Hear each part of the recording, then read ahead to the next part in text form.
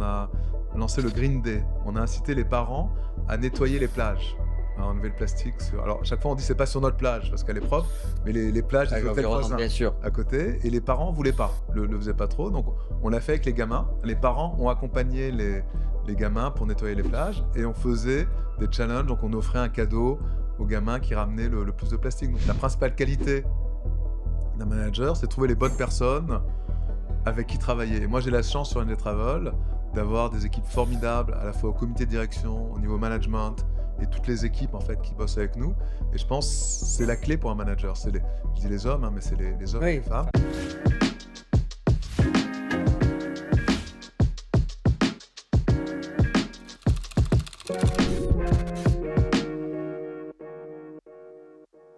il a fait du voyage non plus un produit, mais un art de vivre.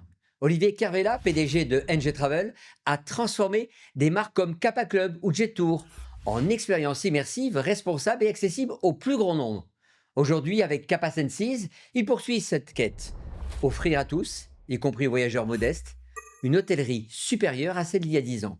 Il est notre invité dans Classe Affaires. Olivier, bonjour. Bonjour Bernard. Quand tu étais enfant, tes parents voulaient que tu fasses quel métier?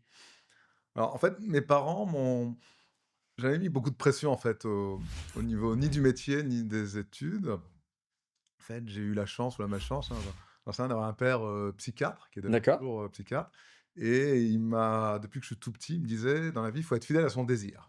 Alors j'ai mis des années à comprendre ce que Ce ça qu'il voulait voulait dire. dire, Je ouais. suis pas encore sûr à 100 de ce que ça veut dire, mais je pense avoir une bonne idée et grâce à ça, ça m'a enlevé toute pression, en fait, au niveau des études. J'étais plutôt bon élève en petite classe, élève moyen en fait, dans les grandes classes parce que je travaillais pas. En fait, j'étais à Toulon, je faisais pas mal de sport, planche à voile et en fait, ça a basculé, je me souviens, j'étais en terminale, vacances de Pâques, j'étais parti au ski et j'ai rencontré une Parisienne qui était vraiment le coup de foudre. Une petite Parisienne, La motivation. la motivation, jeune, jolie, marrante, voilà, c'était en plus la Parisienne pour moi, c'était le graal en fait, Ouais, pour quelqu'un de province, pour ouais. quelqu'un de province et en fait, je voulais absolument la rejoindre à Paris. Il fallait que je trouve en fait des études qu'il y a à Paris et qu'il n'y avait pas à Toulon.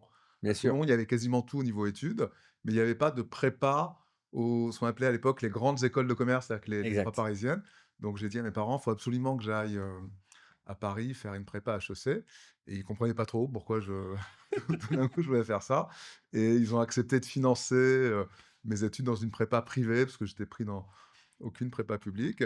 Moi, j'étais heureux comme un pape. Je débarque en septembre à Paris pour rejoindre ma elle s'appelait, je pense qu'elle s'appelle, toujours Delphine, hein, peut-être qu'elle écoutera le Le le podcast, ouais. podcast, on verra bien et en fait, au bout de 3 semaines, ça s'arrête. Elle me fait comprendre que c'est terminé et moi, je connaissais personne à Paris. J'étais interne dans un pensionnat où, voilà, en fait, les gens avaient pas trop envie de travailler et comme je connaissais personne, je me suis mis à bosser comme un fou. À la fois, je pense, Valeur refuge, on va dire. ouais, voilà, en fait, j'avais un peu la hargne par rapport à elle. Je voulais également montrer à mes parents qu'ils avaient eu raison De te faire de confiance, me ouais. faire confiance et au final, j'ai intégré une bonne école de commerce 2 ans après donc Delphine, si tu nous écoutes, merci parce que c'est grâce à toi que je me suis mis à bosser et puis que je suis rentré en école de commerce. Ton premier job, dans le tourisme, tu l'as commencé où? Alors dans le tourisme, on va dire, mon vrai 1er job dans le tourisme, en fait, c'était chez Air France. Ouais.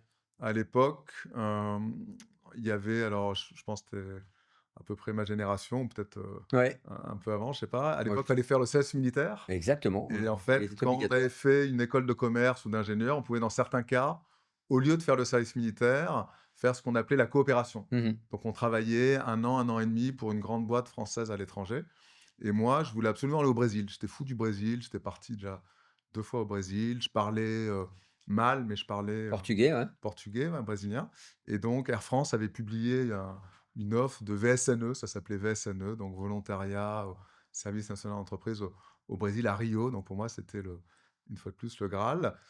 Je postule, je passe les entretiens, les tests, ils me font comprendre qu'a priori, Ça peut marcher? c'était bon, que j'allais être pris et j'attends, 2 mois la réponse et au final, la réponse d'Air France, c'était, oui pour un VSNE, mais c'était pas au Brésil, c'était à Londres Et Londres, je détestais Londres.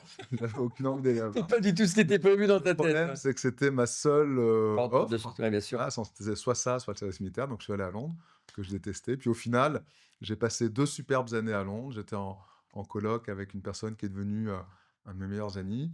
Et surtout, j'ai travaillé chez Air France pour quelqu'un qui était assez connu à l'époque, Bernard Morel, Mmh. et qui a été nommé après à New York et qui m'a embarqué en fait dans ses bagages à New York. Et c'est grâce à ça en fait que j'ai démarré ma carrière chez Air France. Donc j'ai démarré à Londres. Après, j'ai fait 2 ans à New York. Et après, il m'a proposé un poste au Canada, donc directeur commercial au Canada. Après, tu fais un petit passage chez Sabre, ça, c'est important? Alors après Air France, ouais, Ouais. je fais un passage chez Sabre. Et ouais, ça c'est clé. Ça, c'est l'outil de réservation, hein, Voilà, de concurrent d'Amadeus c'est ça, c'est ça. Donc et en fait, comment tu viens là-dedans sur de la tech, on va dire? ça c'est complètement par hasard. En fait, j'avais promis à ma femme qu'on resterait au Canada. Parce qu'en fait, ma femme a vécu dans plein de pays. Elle est née au Ghana, après elle est partie au Liban, elle a fait ses études en Belgique. Et il y avait un projet familial qui était de regrouper toute sa famille au Canada, à Mmh. Montréal. Je la rencontre là-bas et on, on se marie, mais elle me fait promettre qu'on va rester au Canada. Donc je dis, écoute, il y a aucun problème. On reste au Canada, sauf qu'un jour, dans l'avion Air France, alors à l'époque, on avait la chance d'être surclassé en première classe quand on est Ouais, chez Air France, hein, quand il y a de la place. Et dans l'avion Air France, j'ouvre l'Express et puis tu vois l'annonce. voilà, une annonce pour être patron de Sabre pour toute l'Europe du Sud. Et à l'époque, Sabre avait déjà lancé, alors je ne sais pas si ça te parle, Travelocity. Bien sûr, Voilà, Travelocity, donc les gens connaissent plus, mais c'était la première agence de voyage sur Internet sur internet, avant exactement. Expedia. Mmh. Avant Expedia, ils avaient racheté Last Minute après en France. Et pour moi, donc je crois qu'on était en 95 ou 96, ouais, 96. Et c'était le début d'Internet, en fait, au Canada, aux États-Unis. C'était pas encore le début d'Internet en France, mais pour moi, clairement, je sentais qu'Internet allait apporter quelque chose dans le tourisme. Je pensais pas que ça allait arriver à ce point-là. Et donc, j'ai tout fait pour être pris chez Sabre.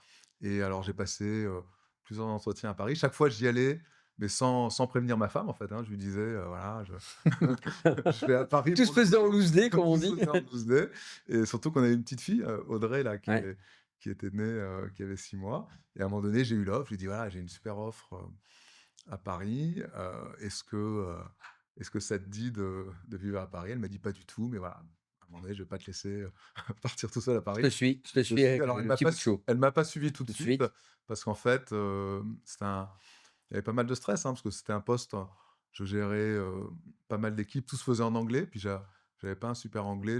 J'ai toujours pas un super anglais d'ailleurs. Mais tu étais en face, en plus d'Amadeus, qui était la Voilà, en plus référence et j'étais que en face l'outil d'Amadeus, c'est ça, qu'utilisaient toutes les agences c'est de ça, voyage en termes de c'est réservation. Donc, ça. toi, tu venais C'était sur un c'était très tech. Moi, j'étais pas tellement tech, hein, j'étais plus marketing commercial. Et donc au début, je suis parti 6 mois sans ma femme et sans ma fille. C'était compliqué d'ailleurs. Et puis au final, j'ai été confirmé. Puis là, elle m'a rejoint et j'ai passé 4 super années là chez Saab. Voilà, j'ai vraiment bossé avec des gens brillantissimes. À l'époque, Saab, c'était vraiment voilà, avec Travelocity notamment, c'est toutes les personnes en fait qui ont marqué le e-commerce et le e-commerce dans le travel venait en grande partie de chez Sabre à l'époque. avec ta première agence de voyage, tu commençais à vendre des billets sur Minitel? Alors justement, là, on parle d'Anyway en fait, Ouais, hein. Donc en fait, exactement. quand j'étais chez Sabre, ça c'est une expérience qui m'a vraiment marqué. J'avais été invité avec une cinquantaine de cadres à aller écouter et voir une personne que plus grand monde connaît, mais qui s'appelait Terry Jones.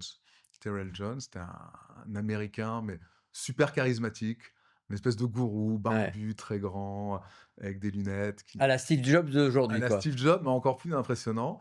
Et il nous avait expliqué, je crois qu'on était en 98, hein, fin 98, donc c'était le début de Travelocity. Il nous expliquait l'impact que Travelocity allait avoir dans le secteur du voyage.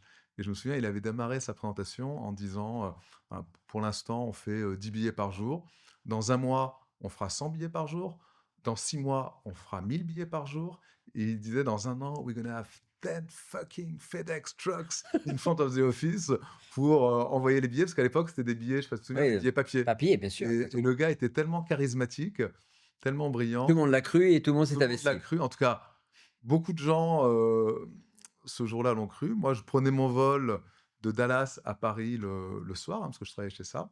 Et dans l'avion, j'ai pas pu dormir. Dans l'avion, je pensais tout le Bien temps sûr, à ce qu'il venait à de dire. Terry Jones et je me disais, en France, on avait encore le Minitel, hein, Ouais, Internet n'était pas tellement développé. Je me suis dit, ouais, il a raison.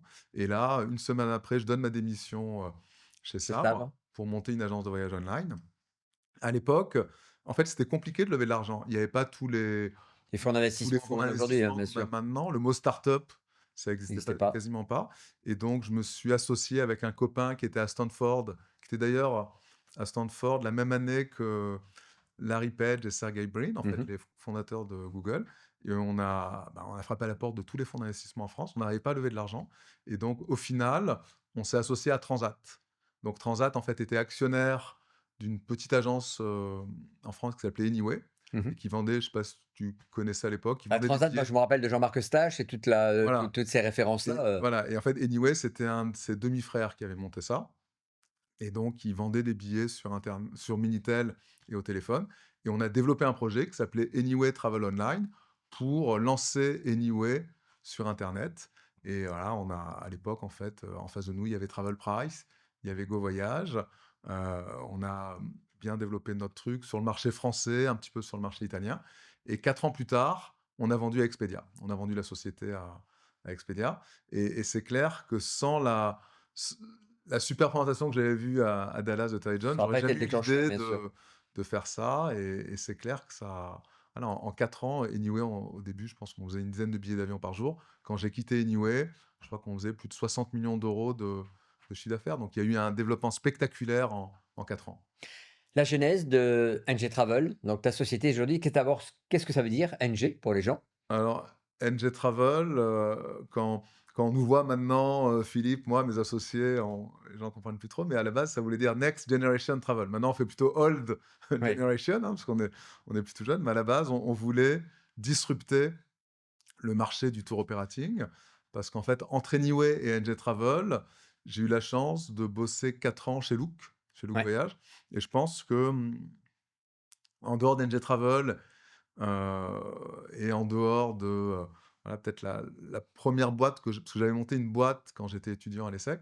En dehors de ces 2 expériences, je pense que c'est ma plus belle expérience parce que quand je suis arrivé chez Look, la boîte allait très mal et on a fait ce qu'on appelle un retournement. C'est-à-dire qu'en fait, on a redressé Look avec toute l'équipe de direction et puis toutes les équipes de Look. Et c'est quelque chose qui m'a vraiment, vraiment beaucoup apporté, beaucoup enrichi sur le plan personnel. Mais je me suis rendu compte à cette époque que le tour operating, c'était un métier compliqué. Parce que chez Look, je me souviens à l'époque, je crois qu'on avait 200 000 clients. Et pour faire voyager 200 000 clients, on affrêtait 200 000 sièges. Donc Donc 200 un 000 gros risque, clients, ouais, bien sûr. 200 000 sièges, des sièges à 300, 400, mais parfois 800 euros. Et on commençait à gagner de l'argent quand on était à 85-86% de remplissage. Donc c'est vraiment, les Américains, ils appellent ça du gambling. C'était vraiment Oui, on pariait, ouais. voilà, un métier très, très à risque. Et comme j'étais passé chez Sabre, et comme je savais que c'était pas très compliqué d'aller scanner les prix et les dispos des compagnies aériennes dans les GDS, je me suis dit, tiens, il y a peut-être moyen, au lieu d'affréter, Et de prendre des risques, voilà, justement, de en fait, diminuer ce risque, ouais. de diminuer ce risque, en fait, en checkant les prix et les dispos des compagnies pendant la nuit. Et donc, en fait, la clé dans NG Travel, c'était de développer cet outil qui allait scanner, en fait, les prix et les dispos des Et vous vols. amenez du stock sans prendre Voilà, de risques. voilà. En fait, c'était du faux stock. C'est du faux stock virtuel. En fait, on disait souvent, on va vendre nos sièges sans les avoir achetés. Et en fait, quand le client achète, c'est là qu'on fait On la fait la réserve. demande. Et donc ça, c'est l'histoire sur le papier, hein, parce qu'on avait développé un outil qui s'appelait la NG Box. On a mis 2 ans à le développer. On avait dépensé quasiment, je crois, 2 millions d'euros pour développer ça. Et 2 ans plus tard, ça marchait pas parce qu'en fait, le nombre de calculs qu'il faut faire pour récupérer tout ça était énorme. C'est-à-dire qu'en fait, on avait un petit serveur Oui. chez nous et le temps d'interroger toutes les compagnies aériennes, par exemple sur un axe comme l'île Maurice, il faut interroger sur 365 jours. Et d'avoir la Toutes les réponse voilà, voilà, toutes les compagnies dans la aériennes, nuit, c'était compliqué. Ouais. combinées avec les vols, avec tous ces trucs-là, on n'arrivait pas. Et donc, en fait, on a mis l'outil de côté. Donc, je crois que on a créé NG Travel en 2008. On a mis l'outil de côté en 2010. Et 6 ans plus tard, on a réessayé avec une nouvelle équipe, avec une équipe, en fait, notamment une personne qui s'appelle Didier Renard, hein, qui était le patron de cette équipe, un ancien patron de Siptos, et qui avait bossé avec Hervé Viguier. Je pense que tu connais Exactement, Hervé très bien. Viguier. Avec l'époque de Et donc, Marmara, voilà, on a demandé à Didier si ça lui semblait cohérent. faisable de faire Mmh. ça. Je me souviens, j'étais avec Pascal Villa, qui est mon directeur financier, directeur informatique. Et Didier dit oui, mais ça, c'est rien. En 6 mois, je peux le faire. Alors que nous, on avait passé 2 ans avec 15 informaticiens, on n'était pas arrivé. Et je dis à Pascal, tu penses que c'est faisable? Il me dit ouais, je pense que c'est faisable. Mais surtout, t'en occupes pas, tu parles trop, tu parles dans tous les sens, laisse-moi gérer. Et 6 mois après, eh Il a ben, sorti l'outil en il a question. sorti l'outil en question. Alors, d'abord parce le gars connaît très bien le métier et puis développe très bien, mais aussi parce qu'en fait, en 6 ans, les temps de réponse des GDS s'étaient vachement améliorés. Les serveurs aussi, hein, c'est-à-dire qu'à l'époque, on avait un serveur quand on a démarré. Là, on a 60 serveurs sur le cloud, sur AWS. Donc, en fait, il y a eu beaucoup, beaucoup de technos qui se sont améliorés. Donc, l'outil qu'on avait lancé en 2010 qui marchait pas, en 2016, il a fonctionné. Et depuis, d'ailleurs, quasiment tous les tour opérateurs font ça, parce qu'en fait, ils ont redéveloppé un outil similaire. Pourquoi, au niveau d'NG Travel, aujourd'hui, c'est devenu un groupe multimarque? Pourquoi tu as pas choisi une seule marque et tu as préféré te disperser en récupérant ou en achetant des marques existantes? Alors, c'est une question que tout le monde me pose, hein, parce que c'est vrai qu'on a, Oui, c'est on a beaucoup de marques. Il y en a même certains qui disent Travel, c'est une nébuleuse de marques, hein, tellement mmh. il y a de marques. En fait, pour 2 raisons. Première raison, Je parle de c'est... Kappa et je Ouais, parle de bien Jetor sûr. qui sont les Ouais. principales, hein, aujourd'hui, hein. Mais bon, il y en a d'autres. Il y a Club Coralia, Ah, bien sûr. Eldorado, Promo Séjour, Directo. En fait, quand on s'est lancé, on n'avait pas beaucoup d'argent. On avait, en fait, avec mes associés de l'époque, on avait investi l'argent qu'on avait gagné soit chez Look, soit chez Anyway. Et on était limité au niveau des montants qu'on pouvait investir. Et acheter une très belle marque, forcément, ça coûtait très cher. Alors que Kappa Club, Club Coralia, c'était des budgets Moindre, bien limités. sûr. Mais deuxième raison, c'est que j'avais lu un bouquin à l'époque de quelqu'un qui s'appelait Chris Anderson, donc qui est pas très connu maintenant, mais c'était au tout début d'internet, donc on était en 2005, 2006. Et en fait, il expliquait qu'avec internet, les marques de spécialistes allaient prendre le dessus sur les marques de généralistes. Pourquoi? Parce qu'en fait, ça allait être les retours clients qui allaient faire la différence. Et il donnait dans son bouquin un exemple très intéressant en disant, voilà, aux États-Unis, en ce moment, si vous voulez acheter des safaris, vous passez par Abercrombie ou les équivalents Coney, en fait. Donc, on était en 2005-2006. Et il disait, et le gars, c'est un sacré visionnaire, il disait, dans 10 ans, vous allez sûrement passer par des petites boîtes de safari au Kenya, en Tanzanie, en Afrique du Sud, qui sont pas forcément très connues, mais Oui, qui seront des DMC, qui seront des voilà, correspondants sur et place. qui vont avoir des super retours clients. Et Ouais, à l'époque, c'était le tout début de TripAdvisor, et il disait, les clients vont vont faire faire venir. confiance aux retours clients plus qu'aux marques. Et le gars était un sacré visionnaire, parce que maintenant, dans l'hôtellerie, on se rend compte que c'est pas très compliqué d'ouvrir un hôtel, que ce soit un 2 étoiles ou un boutique hôtel 5 étoiles sur n'importe quelle destination, si on a des bons retours clients et même si la marque est pas connue. Alors qu'il y a 20 ans, C'était impossible. c'était impossible. Il y a 20 ans, si tu veux ouvrir un hôtel à l'île Maurice, au Maroc ou ailleurs, il fallait t'appeler Sofitel, Novotel, Hilton, Sheraton. Maintenant, avec un très bon service client, ben, les retours sont très bons et les clients te font confiance et le bouche à oreille fonctionne, quoi. Comment, t'es venue l'idée du concept Instant Kappa? Ça, c'est important parce Mmh. que là, aujourd'hui, c'est très à la mode, mais toi, comment tu l'as conçu avec tes équipes? Alors, c'est pas moi, hein, c'est mes équipes et moi. En fait, LG Travel, en fait, ce qu'il faut savoir, c'est qu'on a une équipe qui a démarré en 2008, hein, on a tous, chaque fois que je voulais, de 2008, donc il y a 17 ans. Et toute l'équipe qui a démarré au comité d'action est quasiment restée depuis. Donc, c'est des personnes qui connaissent très, très bien l'industrie. Et en fait, quand on s'est lancé, dès le début, on voulait lancer des clubs. Sauf qu'en fait, on n'a pas démarré les clubs tant qu'on n'avait pas la techno pour dérisquer le métier. Je sais pas si c'est clair, Oui, mais en gros, on voulait pas affréter, bien sûr, c'était un choix voilà, c'était délibéré un de ne choix, pas donc prendre de risques. voilà, on voulait la techno et après on lançait des clubs. Donc on a eu la techno donc c'était en 2016 ou 2017, et à partir de là, on s'est dit: «On va lancer des clubs», mais on voulait pas refaire, des clubs, classiques. Comme il existait les Comme il Lukia est et voilà, moi je me cetera, que tu as souviens, connus, avant j'étais patron de Look et j'ai emmené, chaque année quasiment, j'emmenais mes enfants en voyage, et à la fin de l'année, je leur disais: «Bon, qu'est-ce que tu as retenu du Mexique? Qu'est-ce que tu as retenu de l'Égypte? Qu'est-ce que tu as retenu de la il Tunisie?» restait pas grand-chose, c'est Rien, ça que rien. En fait, ils retenaient les spectacles, le all inclusive, la plage. Pourquoi? Parce qu'ils sortaient pas du club. Ils restaient en fait toute la journée dans le club à Et faire ils ne des découvraient pas et c'est ça ils le mot découvraient pas. l'instant Kappa, c'est Voilà. d'aller découvrir une immersion, chez l'habitant ou évidemment dans l'environnement, Alors, c'est ça, mais en fait, à l'époque, on savait pas trop comment le faire. En fait, on voulait faire quelque chose de différent, mais on savait pas comment le faire.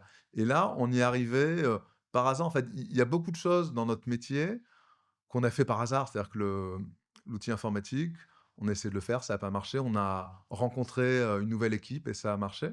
Et en fait, les instants Kappa, on a eu l'idée, c'était avec Roland et Philippe, on avait signé en fait un alors Roland c'est qui? Et Philippe, Rol je ne sais pas si alors Philippe Philippe, tout le Sangua? monde le connaît, Oui, Philippe, ça Philippe c'est une Sangoire, star du qui tourisme, on qui est ne connaît d'accord? pas Philippe Sangoire. Roland, c'est peut-être le nouveau Philippe Sangoire, sauf qu'il est plus sur la prod que D'accord. sur le commercial. Donc il est avec nous depuis, depuis le début aussi. Et en fait, on avait signé un hôtel, alors je me souviens plus du nom, mais c'était un hôtel à Pavou. Je crois que c'est la Plantation à Exactement. Pavou, à l'île Maurice.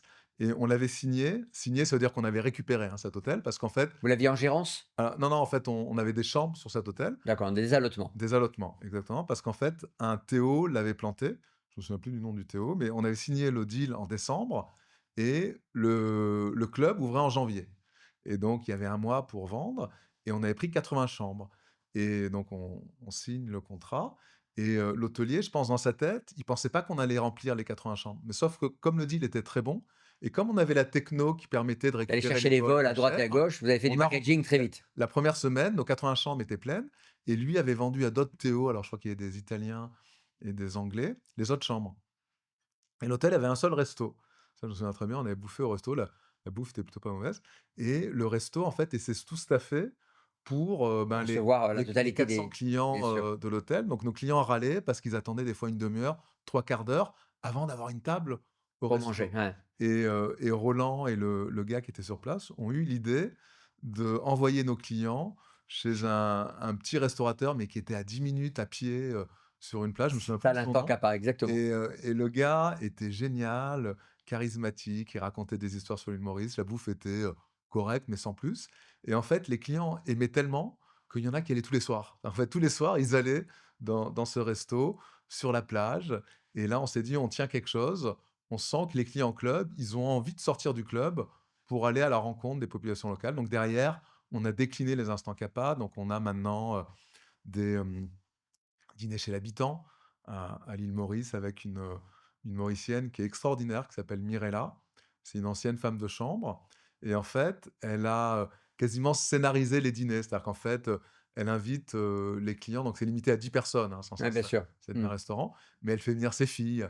Il y en a une qui est institutrice, l'autre, elle est Et agricultrice. c'est chacun qui Et raconte sa chacun vie, son raconte activité, ça. son Elle histoire, démarre par exactement. la route des Roms. Donc Ouais. elle fait goûter tous les Roms de l'île Maurice. Donc là, ça met les gens dans l'ambiance dès le début. Et à la fin, elle fait venir je crois que c'est son neveu qui joue du ukulélé, là, un petit instrument local. Mais au Maroc, on a Fatima qui donne des cours de tagine dans son jardin. Elle parle pas français, mais c'est son neveu qui Qui traduit. traduit, ouais. Et les gens sentent que c'est des instants On authentiques revient en fait compte aux valeurs, aux valeurs. Et en aux fait, racines des on, gens. Mmh. on dit souvent, en tout cas, moi je dis à mes équipes, Kappa Club, on a tous les attributs d'un club de vacances, mais c'est un club ouvert sur la découverte. En fait, ce qu'on veut, c'est que quand les gens reviennent en France, ils aient l'impression d'avoir compris quelque chose sur le pays, sur la population locale. Meilleur exemple, là, j'étais à Zanzibar il n'y a pas longtemps, je suis allé voir le Kappa Club. À Zanzibar, on propose à nos clients de faire une sortie avec les pêcheurs. Donc, on les réveille à 6 heures du matin. Et ils Ils partent sur le partent. bateau avec Alors, ils eux, vont pas bien derrière sûr, la barrière de corail, bien parce que sûr. c'est trop dangereux. Donc, Mais ils vivent ils l'expérience. vivent l'expérience, ils vont sur le marché vendre les poissons, et puis après, ils déjeunent avec les pêcheurs. Et ça, voilà, c'est une expérience extraordinaire. Et c'est des souvenirs pour les enfants Et que c'est tu souvenirs évoques, pour les bien gamins. sûr. Donc les instants Kappa, c'est vraiment par hasard. Donc c'est Roland, Philippe. Et derrière, eh ben, on a fait venir Victor, qui était l'ancien patron des clubs de Louk, Sylvain aussi, qui était chez Louk, et qui ont décliné ça dans tous nos Kappa Clubs. Et ce qui est intéressant, c'est qu'on l'a également décliné dans notre premier hôtel, parce on a ouvert un hôtel à Bali, un Exactement. Kappa Sunseas. Alors, ça n'a rien à voir avec un club, hein, c'est un hôtel de luxe, on va dire un boutique hôtel de luxe avec 70 villas qui ont chacune une piscine, mais on a inclus les instants Kappa. Et on était curieux de savoir si les C'est ça, les clients. réagir de la même façon, Et exactement. ça réagit super bien, en fait, que Ouais. les clients Les gens ont besoin de soient ça. italiens, anglais, allemands, français. Il n'y a que les Australiens. Les Australiens, eux, ils accrochent pas trop. Les Indonésiens, forcément, ça les intéresse pas. Mais les Français, les Européens adorent. Donc, alors, c'est pas un dîner chez habitant, mais ça va être le thé chez un voisin, ça va être une visite Oui, ce sont d'école. des moments bien, Voilà. bien, bien, Et bien choisis d'immersion. voilà. 2019, Kappa Club devenu le premier tour opérateur labellisé ATR, hein, Mmh. c'est Agir pour un tourisme responsable. Comment faire coexister pardon, le tourisme, loisirs et respect de l'environnement? C'est important pour toi et pour tes Pour équipes. nous, c'est important, mais c'était presque dès le début, en fait, on l'a conçu comme ça, hein, parce que Kappa Club, on a lancé ça, je pense, en 2012 ou 2013, avant même qu'on parle de RSE, avant que ça devienne à la mode. Mais nous, dès le début, on s'est dit: «Bah, il faut qu'une partie des revenus, de nos Reviens aux clients locaux. reviennent aux locaux». Ça, c'est la base. On s'est dit, je crois qu'on l'a fait, c'était avant le covid, en 2017 et 2018, on a lancé le Green Day. Donc en fait, on a incité les au début, c'est d'ailleurs marrant, on a démarré avec les parents. On a incité les parents à nettoyer les plages, à enlever le plastique sur alors chaque fois on dit: «C'est pas sur notre plage», parce qu'elle est propre, mais les plages des Avec hôtels l'environnement, voisins bien sûr. à côté et les parents voulaient pas, le faisaient pas trop. Donc on l'a fait avec les gamins et à partir du moment où les gamins l'ont fait dans les mini clubs, donc il y avait le Green Day toutes les semaines, une journée, dans le mini club, ben, les parents ont accompagné les gamins pour nettoyer les plages et on faisait des challenges. Donc on offrait un cadeau aux gamins qui ramenaient le plus de plastique. Donc dès le Ouais, c'est une début, super initiative, hein. voilà, et après il y a d'autres hôteliers qui ont fait ça, mais dès le début, c'était vraiment ancré dans notre ADN et derrière, on s'est dit: «On faut qu'on soit les premiers dans nos clubs à plus avoir de plastique». Donc il y a plus de clubs dans nos Kappa Club. Alors c'est pas toujours évident parce que c'est pas nous qui gérons les hôtels, hein, on passe par des prestataires. Ouais. Mais juste une chose importante, tu penses qu'on peut mêler l'hôtellerie de luxe et justement cette notion éco-responsable? Est-ce que les clients sont à même de jouer le jeu? Moi, je pense encore plus dans l'hôtellerie de luxe. C'est-à-dire D'accord. que, en parce que l'hôtellerie éco-responsable, il y a quand même un coût plus élevé. Il y a un surcoût, hein, parce que c'est clair qu'on va si on veut recycler l'eau, si on veut du solaire, si on veut, voilà, tout un tas d'éléments qui sont éco-responsables, ça coûte un peu plus cher. Les clients qui sont serrés sur le budget, parfois, c'est plus compliqué. C'est-à-dire que Mmh. on a plus de mal. Mais sur notre Kappa Senses à Ubud et sur notre nouveau Kappa Senses qui va ouvrir à Zanzibar, il y aura du solaire. L'eau sera totalement recyclée, c'est-à-dire qu'en fait, l'eau de la douche, des toilettes sera complètement recyclée, puis servira de nouveau à la douche ou à arroser les plantes. On a creusé un puits pour les villageois d'à côté parce qu'en fait, on est à côté d'un petit village où les femmes, le matin, marchaient une demi-heure pour Pour aller aller chercher chercher l'eau, l'eau. bien C'est souvent sûr. les femmes d'ailleurs dans ces pays-là qui vont chercher l'eau. Une demi-heure aller, une demi-heure retour. On a creusé un puits. Il y aura du solaire. On en fera bénéficier également les villageois d'à côté. Ils veulent une école, on va leur construire une école. Ils veulent un stade de foot, quoi, un petit endroit pour jouer au foot. On va leur construire un stade de foot. Le seul truc que j'ai refusé, mais je le dis chaque fois, c'est ils voulaient des maillots du PSG. Moi, j'ai dit hors de question. Maillot de l'OM, parce que je suis supporter de l'OM On va y venir. et D'après pas toi, du PSG. l'avenir du tourisme, est-ce que c'est la tech? Et est-ce que la distribution classique doit avoir peur justement de cette technologie? Objectivement. Non, je pense que on le voit en fait avec la très belle réussite des réseaux classiques. Tous les réseaux classiques qu'on donnait ben, moribonds il y a 10-15 ans s'en sortent très très bien parce qu'ils ont très bien su apprivoiser la tech Ils avec, sont rentrés dans l'expertise aujourd'hui. oui, avec ce qu'on appelait avant le click and mortar. Maintenant, je ne sais plus comment on appelle ça. Là, je suis un peu dépassé avec tous ces nouveaux noms, mais ils arrivent à avoir des sites internet, vitrines, et derrière, ben, ils rassurent le client en agence. Donc, je pense que dans tous ces métiers de service, le fait d'avoir de l'humain, ça va toujours rassurer le client, surtout quand ça se passe mal. C'est-à-dire qu'en gros, la valeur ajoutée d'une agence de voyage physique, c'est quand ça se passe mal, quand il y a des soucis à destination, quand il y a des grèves, quand il y a des tempêtes de neige. Là, les clients se rendent compte à quel point c'est important d'avoir une agence physique. Et derrière, comme les prix sont identiques, eh ben, ils se disent, ben, pour mon prochain voyage, je vais continuer à passer par une agence physique.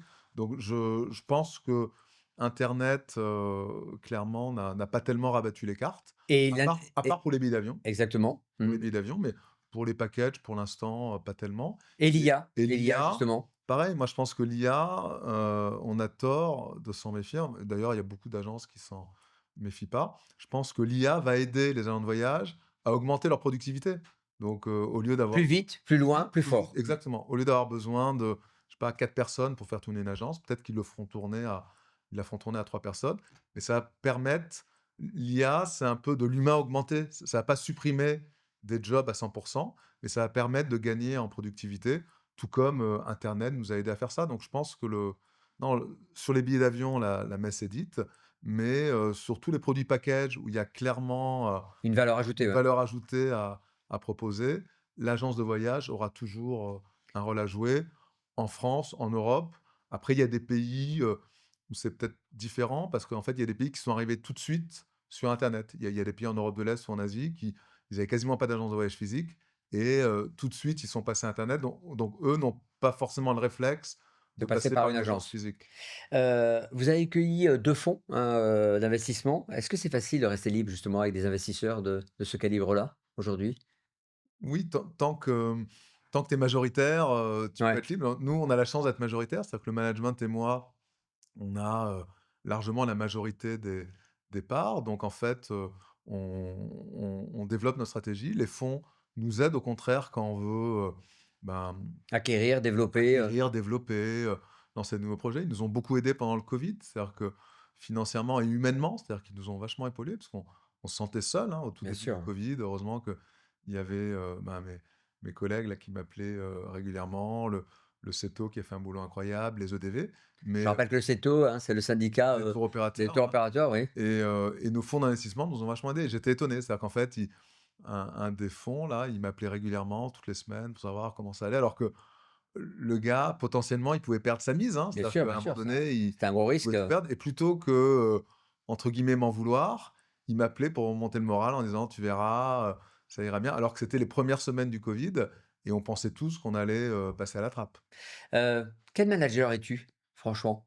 Toi qui connais bien, parce qu'en plus tu as une équipe que tu as Mmh. récupérée à droite et à gauche de gens avec qui tu as déjà travaillé. Moi, je pense qu'il faut leur poser la question, hein. Non, mais toi, comment tu te Heu, vois par rapport moi, je me justement à leur vois, retour? je suis assez atypique parce qu'en fait, c'est des gens que je connais très, très bien. Ça fait, certains, ça fait 18 18 ans, ans, 20 ans que tu 20 bosses ans avec eux, même bien Philippe, sûr? hein. Philippe, on a commencé il y a 25 ans, donc quelque part, je je suis complètement en confiance avec eux, donc je les laisse super autonomes. Je suis, voilà, clairement, pas là à surveiller ce qu'ils font, donc ils sont très, très, très autonomes dans ce qu'ils font. Ils sont tous très experts dans leur domaine et moi, je suis un peu un chef d'orchestre qui essaie de les faire fonctionner, ensemble. Donc parfois, il y a des périodes où je mets un peu plus de pression parce que, les résultats sont moins bons, période covid également, c'était compliqué. Mais, voilà, je pense que le la principale qualité d'un manager, c'est de trouver les bonnes personnes avec qui travailler. Et moi, j'ai la chance sur NG Travel d'avoir des équipes formidables, à la fois au comité de direction, au niveau management et toutes les équipes en fait qui bossent avec nous.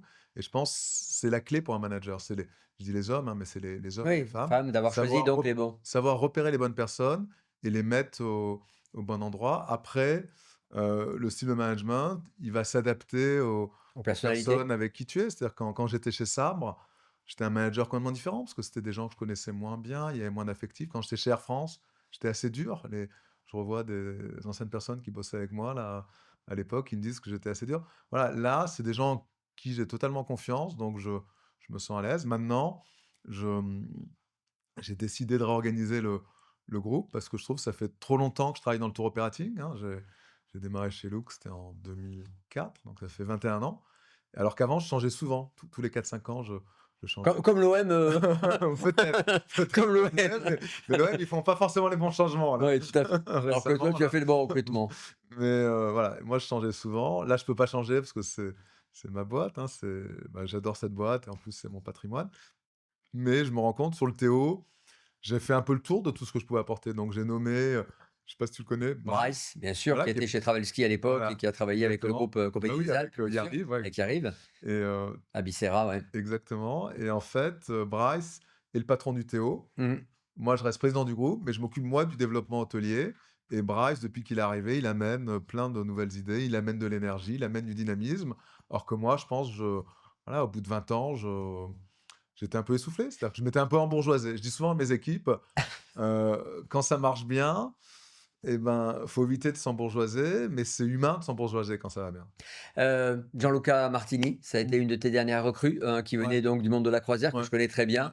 Gianluca, on peut dire que c'est le Mbappé du tourisme? Oui, c'est un gars qui a plein de qualités, un super relationnel, il est vraiment top et puis voilà, il est très, très apprécié des agences de voyage et des partenaires. Et puis donc il développe aussi le marché italien pour toi, ça Il aussi c'est développe, important? voilà, le marché italien et là, on est tout petit en Italie, hein, on fait, Oui.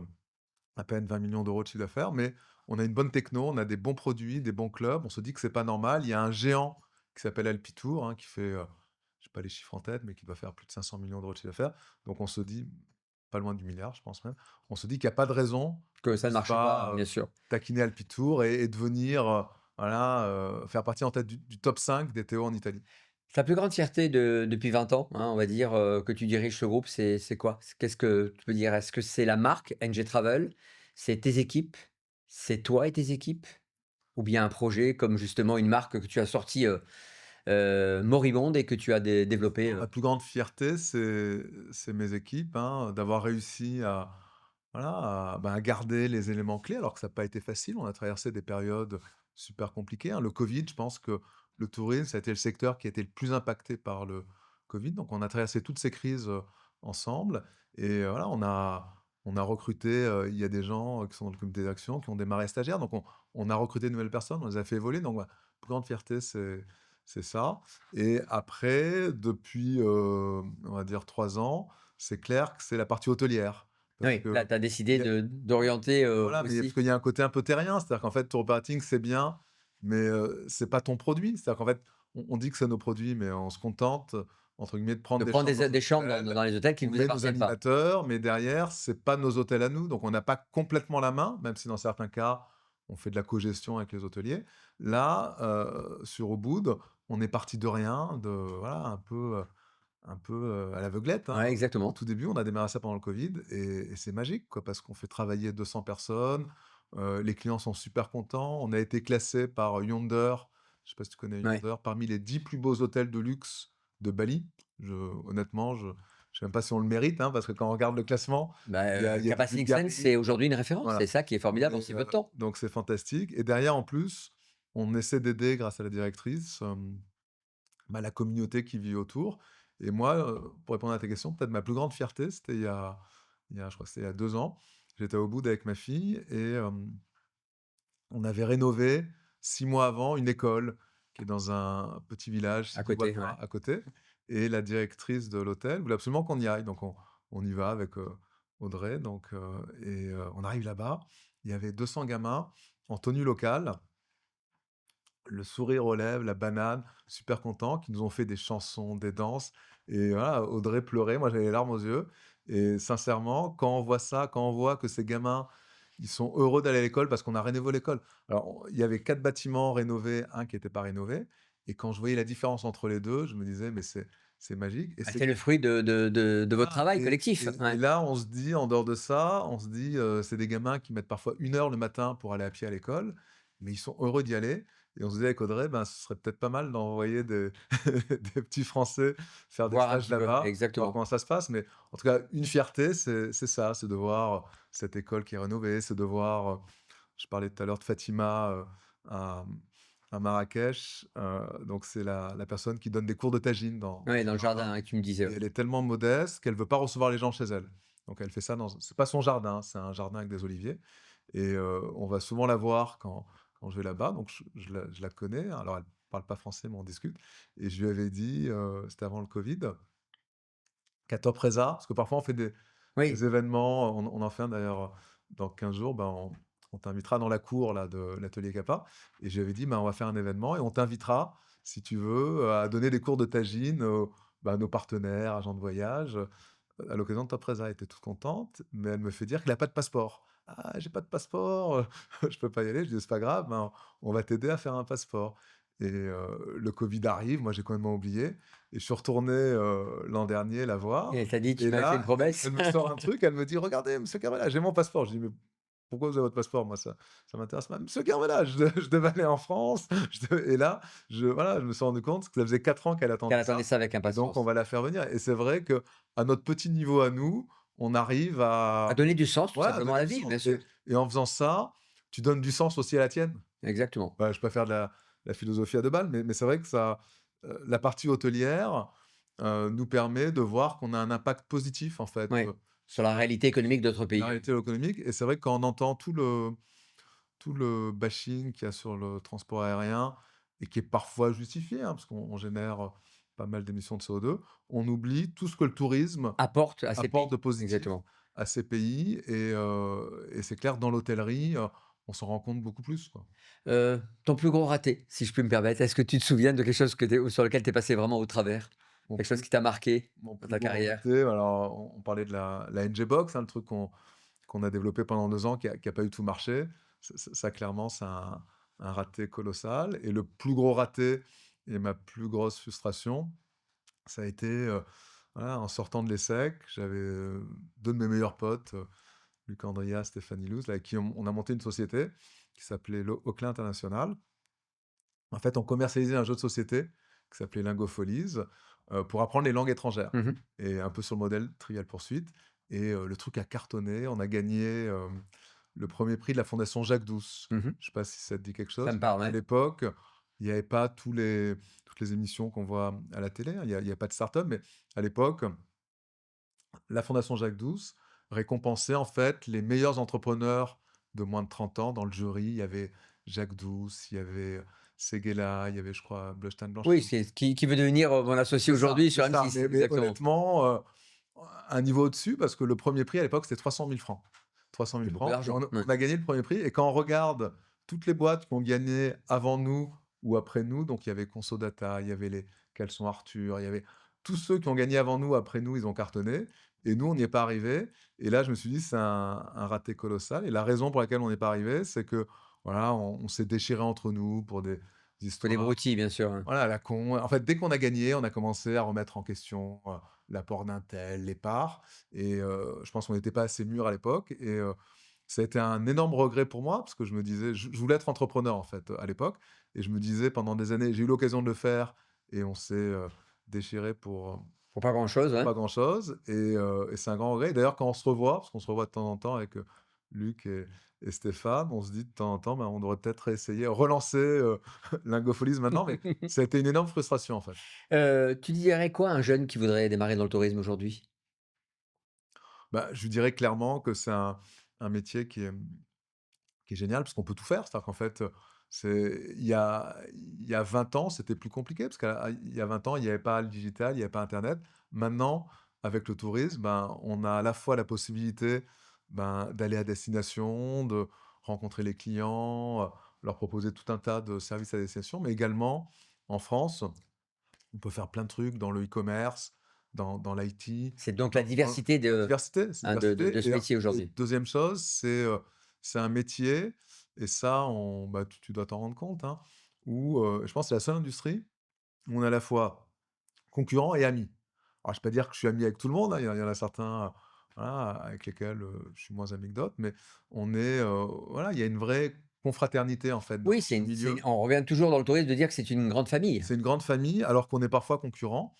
Et dans d'autres secteurs, moi j'avais bossé un peu dans d'autres secteurs avant, chez Procter ou chez Danone, ben, jamais, les concurrents vont partir ensemble. Oui, il y avait pas de cousinade, quoi, on Il y a dira. pas de cousinade. Idem, voilà, dans l'automobile. Donc dans ce métier, c'est ça qui est génial, c'est-à-dire qu'on peut être, concurrents et amis et voilà, il y a certaines personnes, de ce métier qui sont devenues des vrais amis et que je vois en dehors du boulot et c'est assez rare dans d'autres secteurs, quoi. Tu as une destination coup de cœur en ce moment? Ouais, en fait, en ce moment, j'en reviens, il y a pas longtemps, là, c'est plus qu'en ce moment, ça fait 3 ans que j'y vais régulièrement tous les tous les mois d'août, c'est Zanzibar. J'ai eu un vrai coup de cœur Pour cette Zanzibar. destination? Mmh. D'abord, alors, la 1re raison pour laquelle je suis allé, c'est le nom. Le nom fait rêver. Mais deuxième chose, c'est qu'il y a des paysages extraordinaires. Les gens sont super bienveillants. Au début, on s'y attend pas, mais très authentiques, très bienveillants. En fait, c'est un melting pot. Ils viennent, de Tanzanie, ils viennent du Kenya.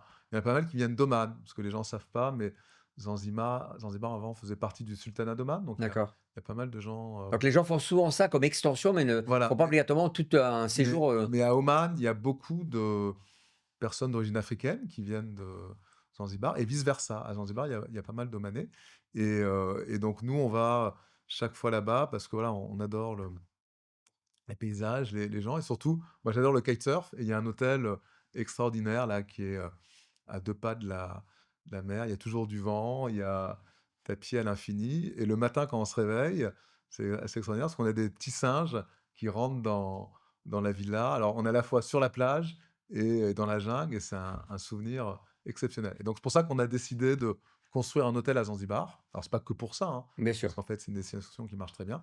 Et donc, on va ouvrir en juin, ben, 2000, on ouais, t'invitera, avec plaisir. 2026, 2 hôtels à Zanzibar, un Cap Senses et un club. Mon petit doigt m'a dit que tu étais en Égypte ces derniers temps et que tu as un joli projet. Est-ce que tu peux en parler? Alors, on était en Égypte, alors, Pour l'anniversaire donc d'une voilà, l'anniversaire personnalité d'un connue du ami, voilà, tourisme, d'accord? qui était mon associé, Mmh. de l'époque, et voilà, avec qui à un moment donné j'étais en froid. Moi, je ne vais pas raconter ma vie, mais avec lequel maintenant je m'entends très, très bien, et on a voyagé sur un super bateau, voilà, de quelqu'un qui est, en tout cas, d'un groupe qui est très connu dans notre, Oui, Jean-François profession, Rial et lui voilà, donc, voilà, c'était fantastique. voyageurs du Et en même monde. temps, j'en ai profité, en fait, pour, aller voir, 2 bateaux qu'on va sans doute, acheter, en Égypte. À la fois un bateau classique, un bateau de croisière classique, et ce qu'on appelle une dahabeeyah. Alors, j'ai Mmh. toujours du mal à prononcer un dahabeeyah.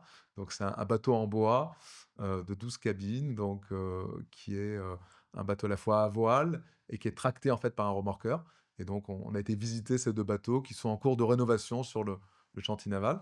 Mais on se dit que c'est un bon moyen, la dahabeeyah, de faire, découvrir, en fait, l'Égypte, bah, à des clients qui partent en croisière, mais avec un côté plus intimiste. Moi, j'ai eu la chance d'être producteur de cette destination il y a très longtemps, mais j'ai démarré ma Ouais. carrière sur l'Égypte comme ça, pour faire des croisières entre Luxor et Assuan avec la famille Garana.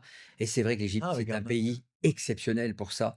Quand on a la chance d'avoir un fleuve qui nous permet, en fait, quand en remontant le Nil ou en le descendant, de pouvoir voir des paysages incroyables, aussi ouais, bien agricoles, mais aussi avec des temples c'est ça, il y étonnants. a une culture incroyable, il y a une gentillesse, hospitalité incroyable.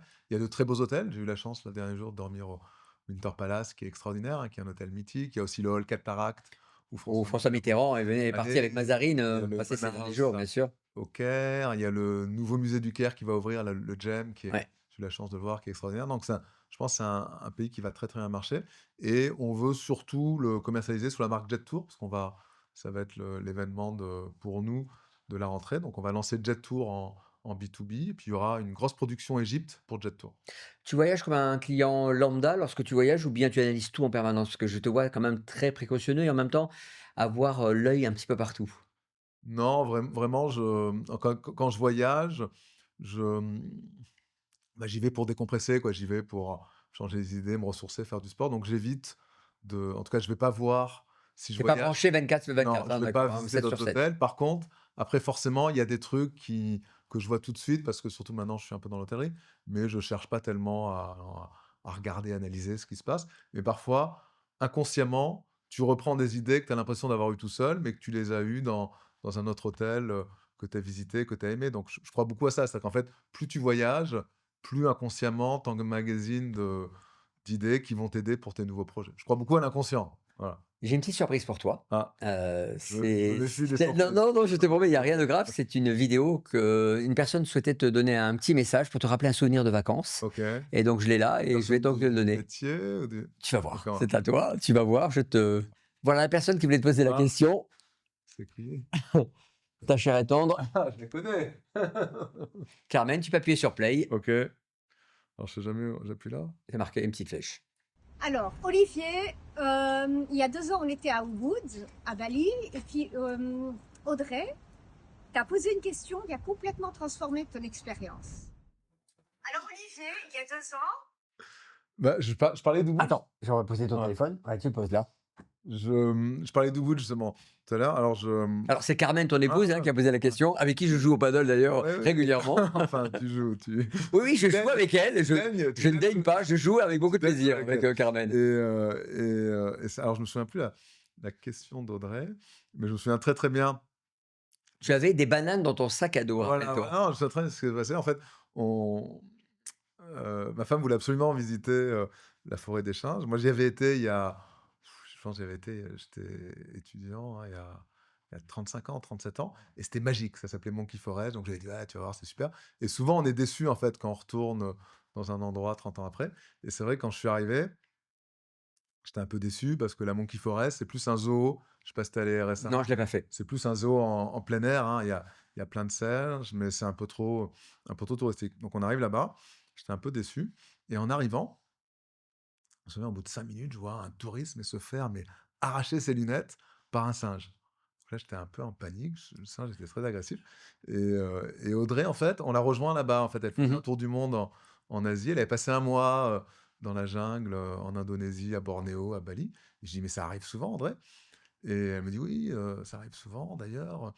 Les singes, sentent ce qu'il y a dans ton sac à dos. Ils sont capables d'ouvrir la fermeture éclair et te piquer tes affaires». Elle me dit: J'espère que tu rien dans dans ton sac à dos» Mais elle et savait et par ton épouse, donc par Carmen, que tu avais des bananes, hein? et moi en fait, souvent le matin, je saute le petit déj et je prends, voilà, des fruits au à l'hôtel et là, j'avais mis, je pense, une mangue et des bananes et là, j'étais complètement stressé parce que mais vraiment le singe que j'ai vu était super violent donc j'ai pris le sac, je l'ai accroché à mon ventre et en fait, j'ai fait toute la balade de la, Monkey Forest avec une main sur mes lunettes, parce que j'ai des lunettes de vue, je voulais pas me les faire arracher, une autre sur le sac. Il faisait chaud, je transpirais, mais j'étais en nage. Et au bout d'une heure, Audrey, elle rigole, elle me dit: «Papa, qu'est-ce que tu fais?» Je dis: «Bah, j'en sais rien, tu sais, j'ai peur qu'il me pique mes affaires», surtout que dans mon sac, j'avais toute ma vie. J'avais, mon ordi, mon téléphone, mon portefeuille, mon passeport, parce qu'en fait, Ouais. on a besoin du passeport. Non, je veux surtout pas dire: «Papa, papa, c'est une blague, c'est des conneries». J'ai jamais vu un singe ouvrir Arracher, ouvrir le ouvrir un sac à dos et voilà, donc en fait, c'était un peu traumatisant, mais c'est un bon souvenir et après, par contre, j'ai vérifié sur internet, mon nouvel ami là, ChatGPT et apparemment, il y a des singes qui arrivent quand même à ouvrir des sacs à dos avec fermeture éclair. Alors maintenant, je vais te scanner pour cette dernière étape. Je vais te Ouais, scanner un petit peu et tu vas me répondre par des réponses, relativement courtes, OK, hein, c'est oui, non, hein, OK. tout simplement. Mer ou montagne? Mer, Vacances en famille ou entre amis? en famille, Organisé ou freestyle? freestyle. Club ou boutique hôtel? Heu, alors maintenant plutôt boutique hôtel. Avant c'était club, maintenant c'est boutique hôtel. L'idéal, c'est d'avoir les 2 et à Zanzibar justement, il y aura club d'un côté, boutique hôtel de l'autre. Luxe ou route? Non, luxe. Train ou avion? Alors la raison on va dire train et puis c'est vrai que je redécouvre le train, mais pour l'instant c'est plus l'avion. Mais quand je vais à Toulon souvent, parce qu'on a une maison de famille là-bas et c'est vrai que maintenant, ma fille, dont on parlait tout à l'heure, m'interdit de prendre l'avion pour aller à Toulon. Donc c'est en train et puis j'apprécie, je pense donc avion, mais de plus en plus de plus en plus souvent, je fais des efforts pour prendre le train. Dernier voyage de ta vie, tu partirais où? Bah, Dernier voyage, hein, ouais, Olivier? dernier voyage de ma vie, j'espère que je le ferai avant, mais en tout cas, si j'ai pas le choix, ce serait l'Australie. En fait, ça a été mon premier beau voyage. J'ai, j'étais parti, j'avais 19 ans, j'étais en première année d'école de commerce et c'est un voyage qui a changé ma vie. C'est vraiment, c'était un Il voyage y a Delphine et ouais, l'Australie. ouais, mais vraiment, c'était vraiment, Delphine, c'était 2 ans avant et l'Australie et là, c'était donc je travaillais pour, Lançon Pommery. C'était un stage de 6 mois et en fait, je devais, commercialiser Lançon et Pommery dans les grands, alors c'est plus une réponse Cannes, hein, parce que là Ouais. je je délaie un peu, mais dans les grands hôtels et restaurants et ça a duré 6 mois, c'était extraordinaire. Je parlais à peine l'anglais, Et tu commercialisais donc le champagne, le là-bas? champagne, là-bas et au retour, je me souviens, j'étais à Perth, on m'a on m'a piqué, alors je sais pas si on m'a piqué ou j'ai perdu mes traveller checks. À l'époque, tu voyageais pas avec du cash en fait, tu avais des traveller Ouais. checks et j'avais plus d'argent pour me payer un billet, Perth, Sydney, parce que mon vol retour était de Sydney pour Paris et donc j'ai pris le bus pour faire Perth, Sydney. C'était 4 jours de bus, pas climatisé, pas de toilettes et au début, c'était un cauchemar et à Adélaïde non, en fait, ça m'a beaucoup marqué. À Adélaïde, il y a un jeune qui monte, qui se met à côté de moi. C'était un Américain et on a fait, Adélaïde, Sydney ensemble et le gars, en fait, avait monté une boîte aux États-Unis qui développait, en fait, des logiciels pour Apple et en fait, pendant 2 jours, il m'a parlé que de ça. Donc non, mais C'était non, votre non, mais conversation, c'était du bus, incroyable. ouais. C'était incroyable. Moi, je connaissais à peine l'informatique, c'était le début d'Apple et tout. Il m'a parlé que de ça et à la fin, bah, c'est ça qui m'a donné le goût de l'entrepreneuriat. Donc en fait, c'est un voyage tout bête, hein, qui m'a donné le goût de l'entrepreneuriat et depuis, ben, je me demande toujours, ce gars-là, est-ce qu'il a réussi? On a perdu contact, il y a pas Bien internet, sûr. mais est-ce qu'il a réussi? Est-ce qu'il a percé? Et j'ai jamais su et tout ça pour revenir donc l'Australie, je l'ai vu, mais au niveau professionnel, en fait. J'ai fait les grandes villes, j'ai pas assez, profité de ce pays et c'est vrai que comme c'est un pays, très, très éloigné, j'aimerais bien, je pense mon dernier voyage, j'aimerais bien que ce soit là. Olivier, merci pour cet échange, à la Merci. fois inspiré et très ancré. On repart avec beaucoup de conviction à tes côtés. Le voyage peut encore surprendre, émouvoir et parfois même changer une vie. C'est ce que tu nous as démontré dans ce talk. Donc merci beaucoup. Et puis, chers amis, vous pouvez détacher vos ceintures. On se retrouve pour un nouvel épisode de Classe Affaires. Merci encore, Olivier. Merci Bernard.